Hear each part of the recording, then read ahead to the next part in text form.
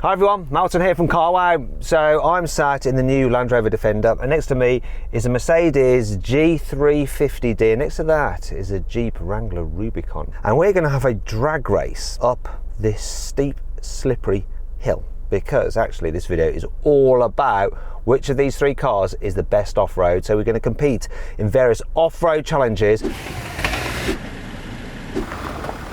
and award points for how well they do. If they win a challenge, they get 3 points. For second place, you get 2 points. For last place, you get 1 point. And if you don't complete a challenge, you get no points. The car with the most points at the end wins. Simple. This has a 2-litre diesel engine with 240 horsepower. That G-Wagon, it has a 2.9-litre 6-cylinder diesel with 286 horsepower, whereas the Jeep, it has a 2-litre turbocharged petrol with 272 horsepower. So we've all got our cars in low range mode, because that's what this drag race is about, it's up a hill. And I put this Defender in special sand mode because it's a bit sandy. Those guys, they don't have such clever electronics as this car, but they're in low range mode with all their diffs locked. Let's see what happens. Now before we do, please make sure you subscribe to this channel and hit the bell icon to turn your notifications on. That way you won't miss a single upload. You done it? Let's get on with the challenges!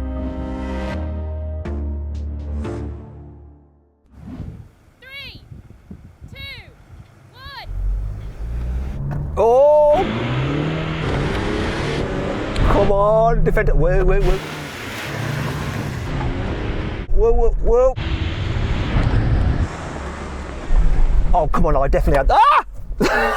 I was winning up the hill, but then I panicked at the very top simply because I was watching these cameras here and I could see that it was narrowing at the very top. I didn't want to destroy the wheel. Let's find out who won.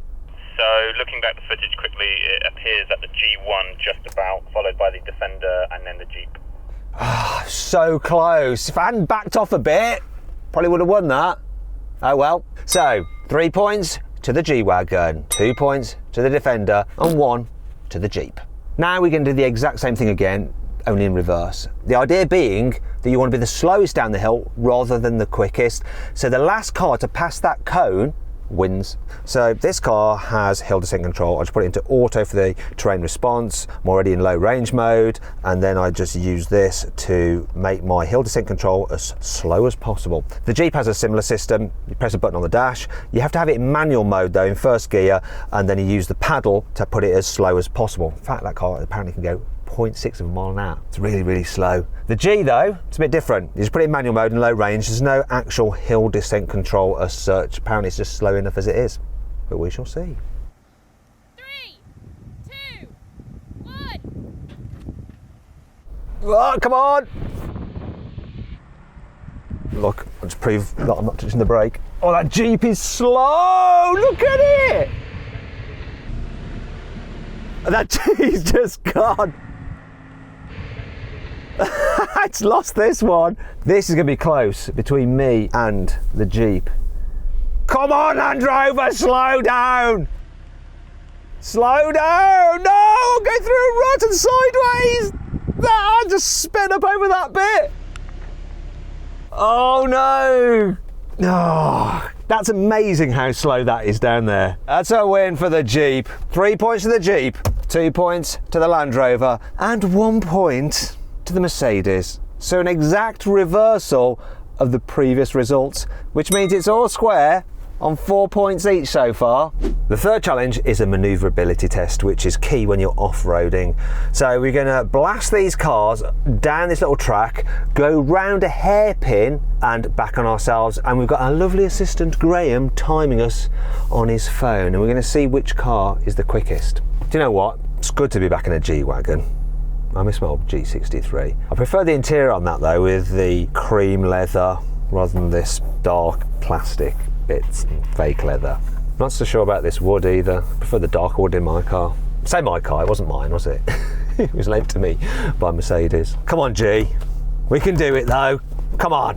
We're going to run all these cars in low range mode, automatic, but with their diff locks off. That'll help them go around the top corner there. See what's going to happen. 3, 2, 1, go! Here he goes off. So that Land Rover Defender starts from £44,000, though that one with the engine that we've got in it and the SE trim, it's £56,000. Turning circles 12.8 metres, but it seems to have made it round that tree in one go, and it's flying. I almost took off there at the last bit. Graham, what time did he get? 19.5. So he went round that course in 19.5 seconds. That is going to be so hard to beat. Don't know if the Jeep can beat it. He's going to have to hammer it. You've got to hammer it, Jeep. Just go for it. 3, 2, 1, go! Its turning circle is slightly better, believe it or not, at 12.4 metres. Oh, this is going to be quick. Come on, he's got to hammer it. I'm not sure whether he won. Let's find out. 18.8. 18.8! So the Jeep just beat him. I've got to absolutely hammer this, haven't I, to win. And this is an expensive car. It starts from £96,000. This one, with the extras on it, it's like £101,000, so I really don't want to damage it. But I don't want to lose either. Let's see what happens. 3, 2, 1, go! Oh, this is such an expensive car. The Jeep was only like 50 grand. This is there. It's going to go round. Come on, go round. I can't hammer it through here because if I get it wrong. This is the thing with the Jeep when you're off-roading. I am just conscious about how much it costs. I was really worried about damaging it because it's just so expensive. Yes! No way! 18.08. Let's see it. Come on. Show the camera. 18.08. Oh my God. I was careful. Sometimes though, when you're racing, if you're just more steady, you go quicker. First place and 3 points to this Mercedes. Second place and 2 points to the Jeep. And last place and 1 point to the Land Rover. So then, after the third challenge, the scores are 7 for the Mercedes, 6 for the Jeep, and 5 for the Land Rover. Our fourth challenge is about scaling a steep yet slippery slope. So what we're faced with there is quite a gradient, but there's also some rocks in there which are really slippery.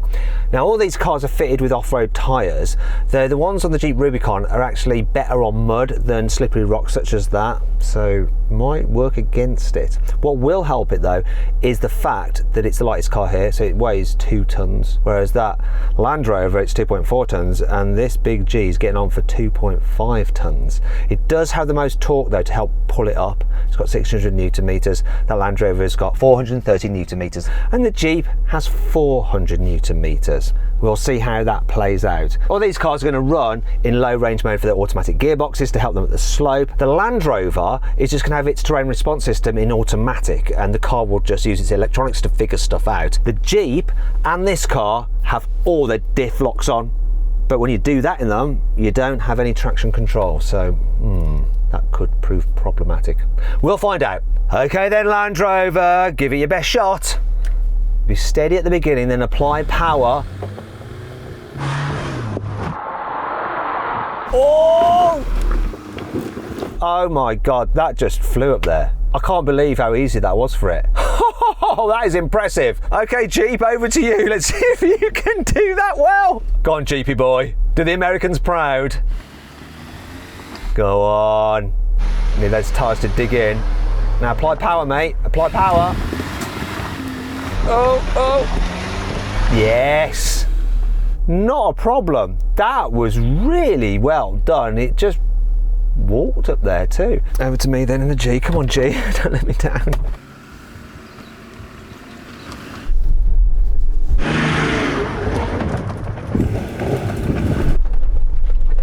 Bouncy, bouncy, but easy peasy. Well, Graham, they all made it up there relatively easy, so it's going to go over to you to decide the order. Which did it the best, do you think, and why? I think the Merc did it the best. Defender second, Jeep third. Why did this do it the best? Less wheel spin. Despite not having any stability control on, those diffs did their job and just hooked up. We just got constant drive. Wasn't it to do with the driver? It might have had something to do with the driver. It definitely did.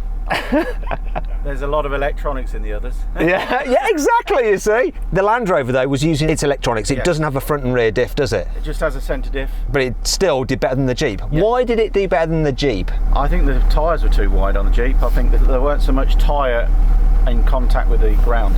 I think that's why the Jeep scrabbled a little bit. So there you go. It may look like it's got the most extreme tyres for off-roading, but they're not actually always the best in all off-road conditions. So then that means that the scores after round 4 are 10 for the Mercedes and 7 for both the Jeep and the Land Rover.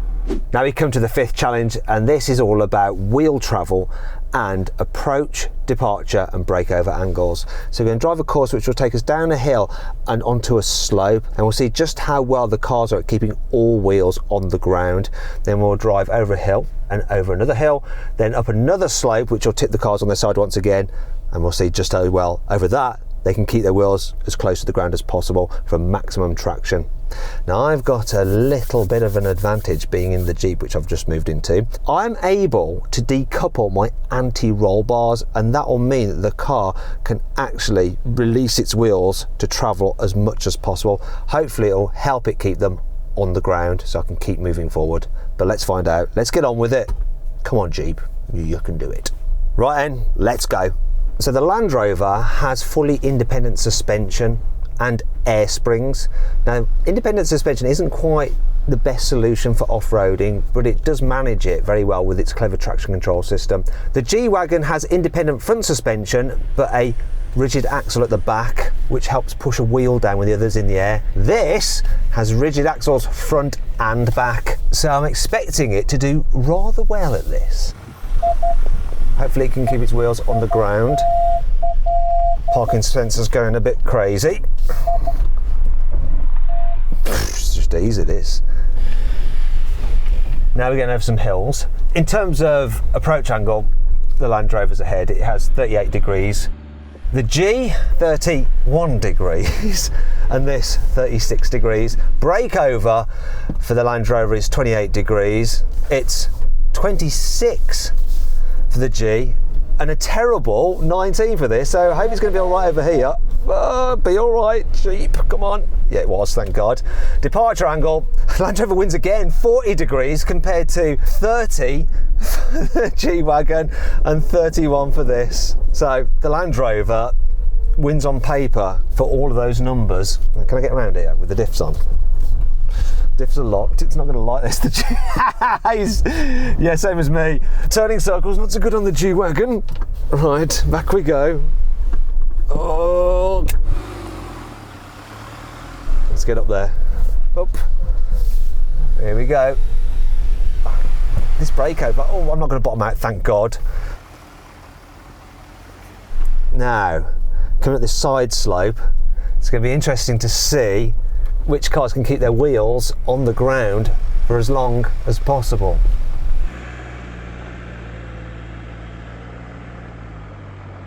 We got this. America! F yeah! America! Yeah! There we go. That was easy in this. This just walked that course completely. Just so easy for it. Let's find out the scores on the doors though from Graham. Right. What do you reckon then overall? You've done very well on that, to be honest with you. This one cheated a little bit. Why? It wasn't quite as high up the bank. Which bank? This one here. Could I've gone higher? The side slope, no, because she was leaning well. Okay. Okay, so that's the only thing that's going to mark this one down. Can I do it again? I think you'd be leaning too much. Your front wheel was bouncing off the ground. Okay. Just. So what are you going to do? Which comes first overall? Merc. Really? Yeah.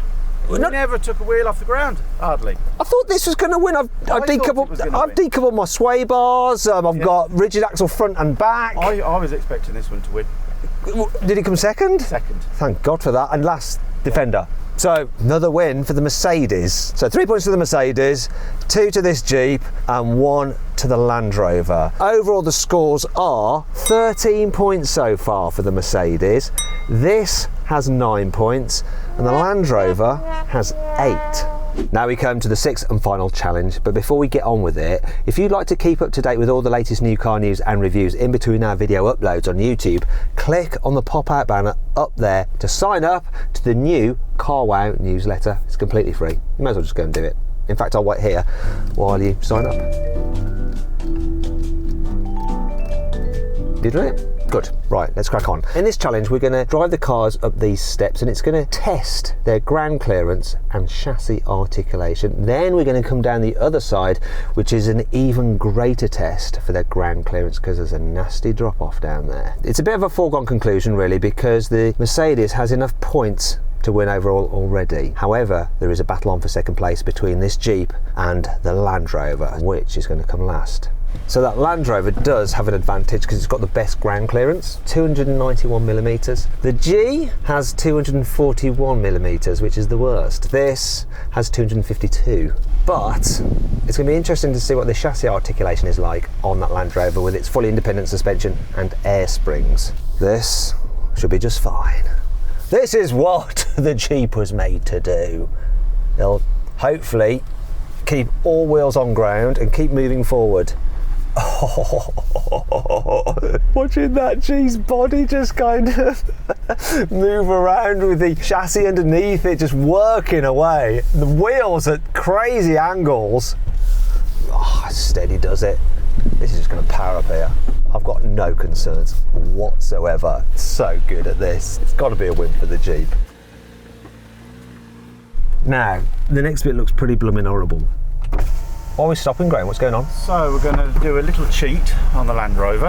It has a trick up its sleeve to help on large articulations like you've just done there. It's got two get you out of jail cards where it'll actually lift the body a little bit higher. How much does each one increase the height by? So it's 20 mil.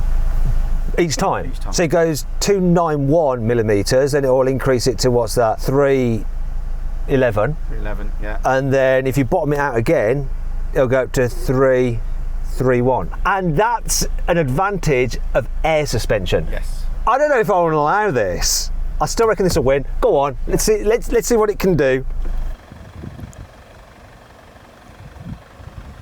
Oh my God, I can see it. Now that's something that Land Rover never told me about. So we now have another development. Graham is concerned that the G-Wagon, it hasn't got enough ground clearance to go down the step. Do you really reckon it won't? It'll be close. Nice shiny side steps, I wouldn't want to risk spending them. Let's play it safe. G-Wagon, unfortunately you are out of this one. So it's between the Land Rover and the Jeep. Goodbye G, get out of the way. Make room for the professionals. This looks bloody horrible. Like seriously, seriously, seriously awful. Look at that though, look how high it is. That's so funny. Is all that ground clearance going to help that Defender?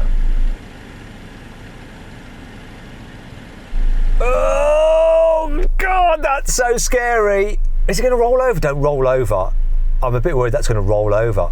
That is not, that is, oh dear. Is this a good idea? That is just horrendous. I'm glad I am not in that car. With that air suspension fully pumped up, there's just no movement in the wheels on its tiptoes like Darcy Bustle. It's ballerina. Oh my God, this is just something else. There's no way that G would have gone down there. Absolutely no chance at all. Right, here goes nothing, it's my go. Nervous. All I'm doing is watching Graham. What does that mean? I have no idea where my wheels are. That Land Rover has something called Clear Sight as well, so you can pretty much look underneath the car, it's a special camera. Right, I think this is doing all right. It doesn't feel as scary as in that Land Rover. Oh, up. This is on Graham if it all goes wrong. I think I've bottomed out. It feels like This doesn't feel great. I think Graham's a bit concerned. He's running around. Oh dear. He's thinking, have I just got Matt into a bit of a pickle? And Are we going to be able to get this Jeep out of here without a Chinook helicopter to lift it? Straighten the wheel. Come on.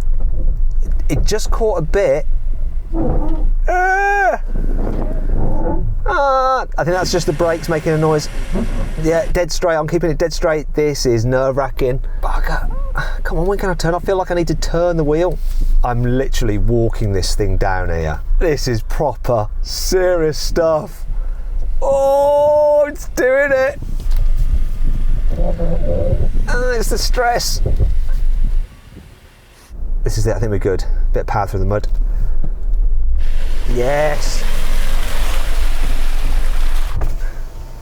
So, overall, in that scenario, we're out and about somewhere in the forests or whatever. Yes. Which one wins? Which one do you want to be in? I'd sooner be in that one. Right. That gets 3 points. Yes. This came second. Yes, because that was disqualified. Because that was disqualified. Yeah. This gets 2 points, which means overall then, G-Wagon wins, 13 points. This, 9 plus 2, 11. That, 8 plus 3, 11. It's a win for the G-Wagon and then joint second place for the Defender and the Jeep. That was close. That's a nice little trick, that is. It is, isn't it? Oh, the Land Rover won because of a trick, and great off-roader. This is brilliant as well, and obviously the G is too. Out of them all, if I had to drive them back on the road, I'm going to take the Land Rover. It is the best to drive on road. And if you want to find out more about that, click on the pop-out banner up there to watch my full in-depth video review of that car. Now, if you enjoyed the video, please give it a like. Also, let me know in the comments below some other videos you'd like us to do. Don't forget to subscribe to this channel and hit the bell icon to turn your notifications on so you're alerted when we make a new upload. And follow us on Instagram, carwow. I want to show you guys something a little bit interesting. So you know that clear view sight camera? It's not actually a camera looking underneath the car. It's a forward facing camera which remembers the image it sees in front of the car. Then as you pass over it, it superimposes that image as if it's underneath the car. You see, if you look here, you can see from our GoPro, which is attached to the car, it thinks that's on the ground in front of it, but obviously it never moves. So it's always then, it thinks it's passing over it. There you go, that's how the clear sight camera works.